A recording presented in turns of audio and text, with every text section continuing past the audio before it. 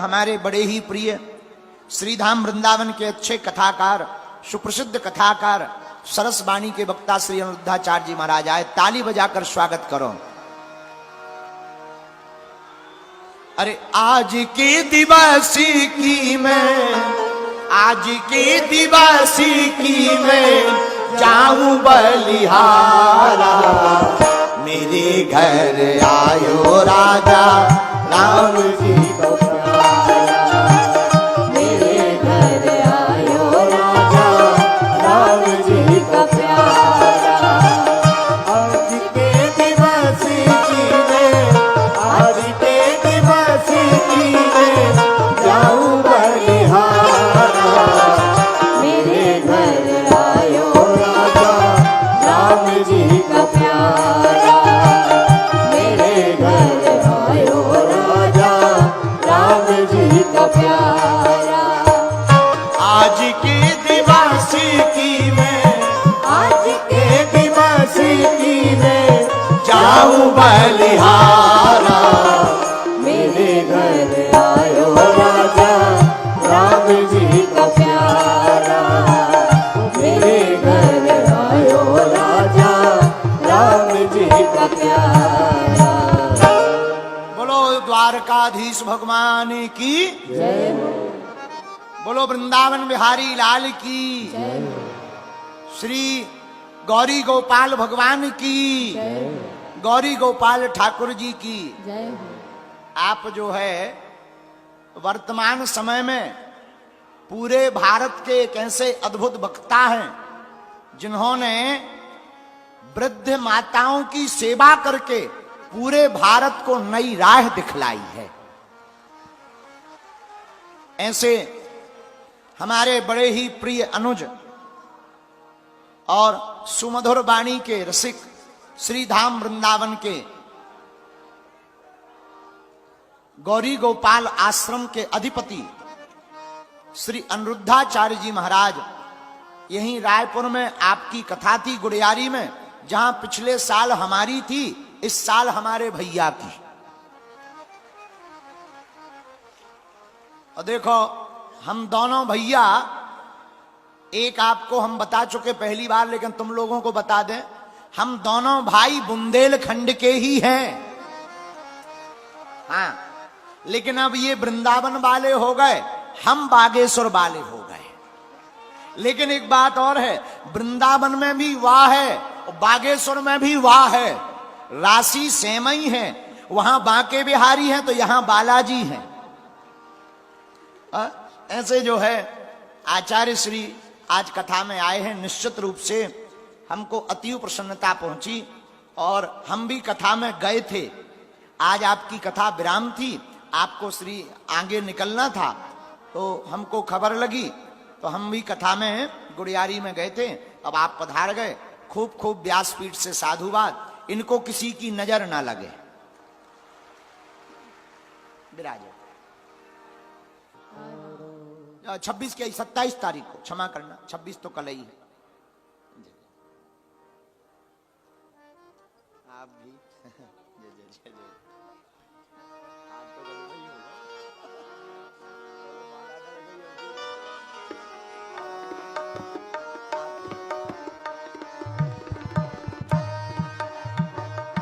जब महाराज जी ने हमें माला डाली, हमने महाराज जी को माला डाली, तो हमने महाराज जी के कान में कहा बरमाला हो गई। लेकिन आज तो गजबई हो गई। महाराज जी अंगूठी लेके आए, अब हम कहा इंगेजमेंट। महाराज जी धीरे से बोले, महाराज जी वो बरमाला थी, ये इंगेजमेंट है। अब बाकी तुम पूछ लेना, डेट भावरों वाली है। कैसे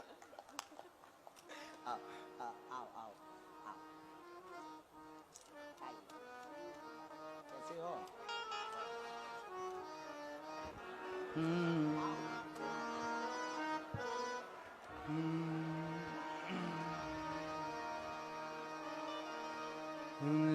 लक्ष्मीनाथ समारंभां नाथयामुनमध्यमाम् अस्मदाचार्यपर्यन्तां वन्दे गुरुपरम्पराम्। जय जय श्री राधा रमण, जय जय नवल किशोर, जय गोपी चित चोर प्रभु, जय जय माखन चोर। बोलिए भक्त वत्सल भगवान की जय जय श्री राधे, जय जय श्री राधे, जय जय श्री राधे। बोलिए बागेश्वर सरकार की, बागेश्वर धाम की, गौरी गोपाल भगवान की, श्री वृंदावन बिहारी लाल की जय जय श्री राधे। छत्तीसगढ़िया सबसे बढ़िया। बोलिए कौशल्या मैया की, माता कौशल्या मैया की पावन नगरी, रायपुर की पावन धरती। और आज आप सभी सुंदर सी पावन सी श्री हनुमान जी की पावन कथा श्रवण कर रहे हैं पूज्य महाराज जी के श्री मुख से। पूज्य महाराज जी के चरणों में दास अनिरुद्ध का कोटि कोटि नमन, कोटि कोटि प्रणाम। पूज्य हमारे बड़े भैया पूज्य महाराज जी बहुत सरल, बहुत सहज, हम सभी के हृदय में जो भक्ति का दीपक जलाने का कार्य कर रहे हैं वो अद्भुत है। आज की पीढ़ी में आज के युवाओं को जो शिक्षा स्कूल कॉलेज में यूनिवर्सिटियों में नहीं मिल पाती, वो शिक्षा सहज में महाराज जी प्रदान कर देते हैं। वह दिव्य अनुभूति, दिव्य ज्ञान पूज्य महाराज जी की दिव्य वाणी से हम लोग प्राप्त कर लेते हैं। भगवान की बहुत बड़ी कृपा है कि आज जो कार्य काल है, वर्तमान में जो भारत की स्थिति है, हमें लगता है कि ये सचमुच भगवान राम के आने के पहले जैसे देवी देवता आ जाते हैं। जब भगवान राम का जन्म हुआ ना, तो जोग लगन ग्रह बार तिथि सकल भय अनुकूल, सारी सब चीजें अनुकूल हो गईं और देवी देवता सब अपने अपने रूप बदलकर अयोध्या में अयोध्यावासी बनकर, मथुरा वृंदावन में ब्रजवासी बनकर भगवान का परिकर प्रकट हुआ। ऐसे रामलला आए, उसके पहले परमात्मा ने, भगवान ने ऐसे महान संतों को, दिव्य विभूतियों को भारत में यत्र तत्र सर्वत्र भेज करके पहले एक दिव्य सुंदर सा भगवान ने माहौल बना दिया। चारों ओर अब धर्म की ध्वजा लहरा रही है, चारों ओर सनातन संस्कृति सुंदर अपनी चरम सीमा में पहुंच गई है। और हम सभी इस बात से बहुत आह्लादित हैं, खुश हैं कि आज का यूथ, आज का नौजवान, हमारी माताएं, हमारी बहनें अपनी संस्कृति को जान रही हैं, पहचान रही हैं। एक छोटा सा काम आप सबको करना चाहिए, अपने बच्चों को पोयम की जगह गीता के श्लोक और रामचरितमानस की कुछ चौपाइयां बच्चों को याद करानी चाहिए। आप सबको अपने माथे पर तिलक लगाना चाहिए, आप सबको अपने माथे पर तिलक लगाना चाहिए। मुसलमान टोपी लगाते हैं कि नहीं? उन्हें कोई शर्म है टोपी लगाने में? जब मुसलमान भाइयों को टोपी लगाने में कोई लाज शर्म नहीं, तो हम सनातनियों को भी माथे पर तिलक लगाने में और धोती कुर्ता पहनने में कोई लाज नहीं आनी चाहिए। हम सभी को अपनी संस्कृति, धरा ये जिस पर घूम रही, हम उसी केंद्र के बिंदु हैं। गर्व से कहो हम हिंदू हैं, हम हिंदू हैं, हम सनातनी हैं। हम ऐसे सनातनी हैं जो, देखिए, हिंदू सनातन संस्कृति श्रेष्ठ क्यों? कोई आपसे सवाल करे कि भारत में अनेक मजहब और पंथ हैं, उसमें हमारा धर्म सनातन धर्म भी है। धर्म तो सनातन ही है, बाकी तो सब मजहब और पंथ हैं। पर सबसे श्रेष्ठ कौन है? यदि कहा जाए कि सनातन संस्कृति श्रेष्ठ क्यों है और दूसरे श्रेष्ठ क्यों नहीं है, वो तो अपने को श्रेष्ठ मानते हैं। हिंदू कहता है हम श्रेष्ठ हैं, अन्य मजहबी कहता है हम श्रेष्ठ हैं, अन्य पंथी कहता है हम श्रेष्ठ हैं। अब डिसीजन कौन ले कि श्रेष्ठ कौन है? आओ इस पर विचार कर लेते हैं कि श्रेष्ठ कौन है। अच्छा बताओ, प्राण लेने वाला बड़ा होता है या जीवन दान देने वाला बड़ा होता है? जीवन दान। हाँ, हमारे यहां त्योहार आते हैं, दीपावली, होली, दशहरा। बताओ, होली आती है तो क्या किसी की हत्या होती है? जोर से। दीपावली आती है, किसी की हत्या होती है? दीपावली आती है, दीप जलाकर मिठाई बांटकर उत्सव मनाया जाता है। होली आती है, रंग गुलाल लगाकर उत्सव मनाया जाता है। दशहरा आता है तो प्रभु राम का दर्शन करके दशहरा मनाया जाता है। हमारे सारे त्योहार आते हैं, लड्डू बांटकर खुशियां मनाई जाती हैं। क्या मजाल के किसी बकरे की गर्दन पर तलवार चल जाए, क्या मजाल के किसी की हत्या हो जाए। लेकिन हिंदू संस्कृति, भारतीय संस्कृति, सनातन संस्कृति के अतिरिक्त और जो हैं, वो लोग जब अपना त्योहार मनाते हैं तो नालियों में खून की नदियां बह जाती हैं। अब आप ही बताइए कि उत्सव, खुशी किसी की जान लेकर मनाए या माथे पर तिलक लगा करके मनाए। इसलिए होली आती है तो गुलाल लगाया जाता है, लेकिन किसी की हत्या। हमारा धर्म श्रेष्ठ क्यों है? कोई आपसे प्रश्न करे तो कह देना, क्योंकि पूरी दुनिया में केवल हिंदू ऐसा है जो अहिंसा की बात करता है। अहिंसा ही परमो धर्म, अहिंसा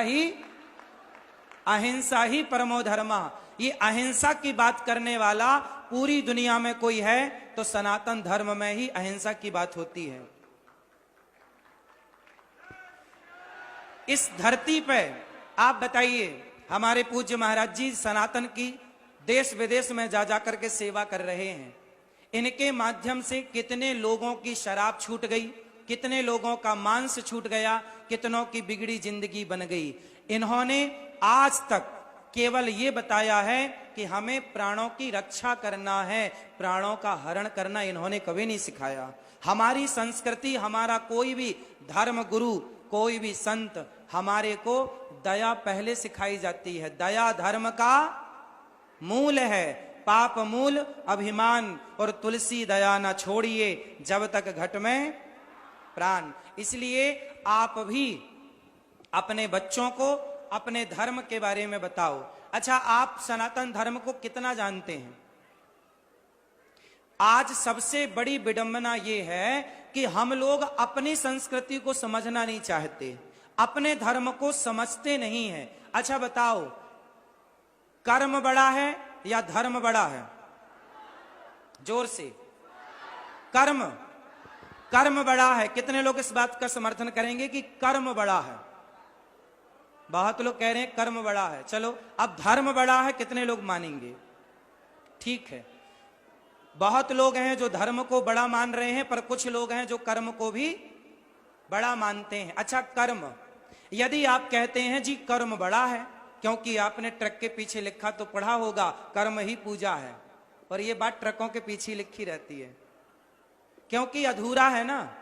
कर्म ही पूजा है, ये सेंटेंस अधूरा है। पूरा करेंगे कैसे? देखो, कर्म, अब कसाई गाय काटता है, बकरा काटता है, तो आप कहोगी जी कर्म पूजा है, तो क्या कसाई का गाय काटना पूजा है? शराबी शराब पी रहा है, पूछो क्या कर रहे हो? बोलो हम तो अपना कर्म कर रहे हैं। तो क्या शराब पीना ये कर्म सही है, श्रेष्ठ है? कर्म ही पूजा है, ये बात अधूरी है। समाज में कुछ चीजें अधूरी चल रही हैं, उन्हें आपको पूरा करना है सत्संग से, ऐसे महान विभूतियों की संगति से। कर्म ही पूजा है ना। कब पूजा बनेगा? क्या शराबी का शराब पीना ये कर्म पूजा है? क्या कसाई का मांस काटना, गाय काटना, क्या ये कर्म पूजा है? कर्म बड़ा तब बनेगा जब वो धर्म से जुड़ेगा। इसलिए वो कर्म श्रेष्ठ है जो धर्म युक्त है। धर्म कितने प्रकार का होता है? धर्म कितने प्रकार का है? 4 प्रकार का। एक सामान्य धर्म, एक विशेष धर्म, एक सामान्यतर धर्म, एक विशेषतम धर्म। एक सामान्य धर्म, एक विशेष धर्म, एक विशेषतर और एक विशेषतम। 4 धर्म हैं। चारों की प्रतिमूर्ति राम, लक्ष्मण, भरत, शत्रुघ्न है। ये विषय आप समझो, लेकिन एक चीज समझाता हूं जिससे आप समझ जाएंगे पूरा। अच्छा बताओ, कर्म 2 प्रकार के होते हैं, धर्म 4 प्रकार का, और कर्म होते तो 3 प्रकार के हैं कर्म। एक कर्म होता है जो हम कर रहे हैं, जिसे कहते हैं कर्म, अच्छा कर्म, बुरा कर्म। कर्म कितने प्रकार का है? होते तो 3 प्रकार के हैं, पर उस 3 में ना जाकर 2 प्रकार की समझेंगे। प्रारब्ध एक होता है, क्रियमाण होता है और संचित होता है। ये 3 प्रकार के कर्म हैं, पर इनमें ना जाकर सरल भाषा में समझो। कर्म 2 प्रकार का होता है, एक अच्छा कर्म और एक बुरा कर्म। अब अच्छा कर्म क्या है और बुरा कर्म क्या है, ये दोनों में अंतर कौन बताएगा? बताओ, ये अच्छा है और ये बुरा है, ये कौन बताएगा? हाँ, ये कौन बताएगा? धर्म। ये कौन बताएगा? इसके लिए आपके भीतर धर्म का होना आवश्यक है। जिसके भीतर धर्म है वो जान लेगा कि ये कर्म करने योग्य है और ये कर्म करने योग्य। शराब पीना, क्या ये कर्म करने योग्य है? हत्या करना, क्या ये कर्म करने योग्य है? फिर जो कर्म त्यागने योग्य हैं वो त्याज्य कर्म हैं, उन्हें त्याग दीजिए। उन कर्मों को कभी ना करिए। जो कर्म करने योग्य है वो कर्म करिए, और करने योग्य कर्म में मन तब लगेगा जब भीतर धर्म होगा। धर्म ही आपको सही कर्म की ओर प्रेरित करता है। इसलिए अपने कर्म को सुधारना चाहते हो, आप झूठ बोलते हैं या नहीं? हाँ या ना? तो झूठ बोलना पाप है, नदी किनारे सांप है। किस किसने सुना है? झूठ बोलना पाप है, नदी किनारे सांप है, और काली मैया आएंगी और घींच काट के ले जाएंगी। तो झूठ बोलना, लेकिन आप जानते हैं पर मानते नहीं हैं, क्योंकि आप कर्म तो कर रहे हैं, धर्म का ज्ञान नहीं है। इसलिए वो कर्म कर रहे हैं जो कर्म आपको नरक ले जाएंगे। धर्म आपको नरक नहीं जाने देगा, धर्म आपको कभी गलत राह पर जाने ही नहीं देगा। बार बार धर्म आपको कहेगा, भाई ये गलत है, सही राह पर आ जा, सही राह पर आ जा, सही राह पर आ जा। इसलिए भीतर धर्म का होना आवश्यक है। धर्म ही वो चीज है, वो वस्तु है जो इंसान को इंसान। राम के पास क्या था? उत्तर दो। और रावण के पास क्या नहीं था? रावण के पास धर्म था। रावण के पास धर्म होता तो सीता मैया को क्यों चुराता? रावण के पास धर्म। अब आप कहते हो कर्म बड़ा है, कर्म ही पूजा, तो रावण ने सीता मैया को चुराया तो कर्म ही तो किया था। क्या यह कर्म पूजा है? रावण कर्म तो करता था पर उसे धर्म का ज्ञान था, लेकिन वो मानता नहीं था। पंडित था ना बहुत बड़ा, उसे क्या ज्ञान नहीं था? हम उसे मूर्ख नहीं कह सकते, ज्ञानी तो था पर मानता नहीं था। तो जो ज्ञानी है पर माने ना, उस ज्ञान का करोगे क्या? रावण के पास ज्ञान था पर वो ज्ञान को चरितार्थ नहीं करता था। अच्छा, राम के पास क्या था? धर्म। और रावण के पास क्या नहीं था? इसलिए रावण के पुतले जलाए जाते हैं और राम के मंदिर बनाए जाते हैं, क्योंकि राम के पास रामो विग्रहवान धर्म। रावण के पास था भरा सोना खचा खचलंक की दीवार में, एक रत्ती नहीं मिला रावण को मरती वार में। जाने ना देना धर्म, करना लोभ मत धन धाम का, और धर्म ही जाता रहा तो धन रहा किस काम का। यदि आपका धर्म चला गया, आपसे प्रश्न है, आपका धर्म चला गया तो आपके पास बचा क्या? इसलिए धर्म मत जाने दो। आप यदि मांस खाते हैं तो आप किसी की हत्या का पाप माथे पर ले रहे हैं, क्या यह धर्म है? अरे पाकिस्तानी मांस खाएं तो चलता है, पाकिस्तानी गाय काट ही रहे हैं, बकरा काट ही रहे हैं, लेकिन हम सनातनी, हमसे तो उम्मीद ये नहीं है। जब वशिष्ठ जी भरत जी से बोले, ऐ भरत तुम राजा बन जाओ, तुम्हारे भैया अयोध्या से वनवास चले गए हैं, अब तुम राजा बन जाओ। भरत जी बोले, गुरु जी यदि मैं राजा बना तो ये पृथ्वी रसातल में चली जाएगी। वशिष्ठ जी बोले, कि रावण जैसे दुष्ट हैं, उनके पाप से पृथ्वी रसातल में नहीं गई। हिरण्याक्ष हिरण्यकश्यपु जैसे दुष्ट हैं, उनके पाप से पृथ्वी रसातल में नहीं गई। भरत तुम्हारे जैसा धर्मात्मा राजा बनेगा तो पृथ्वी रसातल में क्यों चली जाएगी? भरत जी बोले, इस पृथ्वी को धर्म की उम्मीद रावण हिरण्याक्ष हिरण्यकश्यपु से नहीं है, इस धरती को उम्मीद धर्म की हम जैसे भरत लोगों से है। यदि हम जैसे लोग अपने भाई को वनवास भेज के भाई की संपत्ति पर कब्जा करेंगे तो ये पृथ्वी किसके बल पर जिएगी, किसके बल पर टिकेगी? इसलिए जमाना झूठ बोले तो बोले, जमाना मांस खाए तो खाए, जमाना शराब पिए तो पिए, चूल्हे में जाए। आप तो सत्संगी हो, आप तो सत्संगी हो। यदि आप 3 घंटे कथा सुने, आप घर में राम राम जपे और आप भी यदि मांस खाए, शराब पिए, तो बताओ धर्म कहां जाएगा? धर्मः कम शरणम गतः, धर्म किसकी शरण में जाएगा, कहां जाएगा? अरे धर्म टिका है। माना कि दुनिया में, भारत में 99 लोग बेईमान हैं, पर जो 1% अच्छे लोग हैं ना, ये धरती, रायपुर में लाखों की आबादी होगी, लेकिन लाखों की आबादी के बल पर धर्म नहीं टिका। आप जैसे कुछ अच्छे सज्जन लोगों के बल पर यह धर्म टिका है, जो 7:30 बजे भी कथा सुनने के लिए खड़े हैं, अपना घर का काम धाम छोड़कर कथा के लिए खड़े हैं, धर्म के लिए खड़े हैं। ये धरती में धर्म टिका है तो कुछ आप जैसे अच्छे सच्चे लोगों के बल पर टिका है। इसलिए जमाना बेईमान हो तो हो जाए, जमाना बेईमान होए तो हम तो ना हो, हम जैसों के बल पर यह धरती टिकी है। इसलिए धर्म कहता है राम की जीत, राम की जीत नहीं है, धर्म की जीत है। इसलिए राम को धर्म की मूर्ति, और जिस राम को हम मानते हैं उस राम को मानने वाले हम, अपना प्राण जाएगा तो जाएगा, प्राण तो फिर आ जाएगा, पर धर्म जाएगा तो नहीं आएगा। इसलिए प्राण जाए पर वचन मीन्स धर्म, प्राण जाए पर धर्म न जाए। इसलिए आज मुझे पक्का वादा करो, पूज्य महाराज जी इतनी सुंदर कथा सुना रहे हैं, आप किसी भी परिस्थिति में कोशिश करो कि झूठ नहीं बोलेंगे।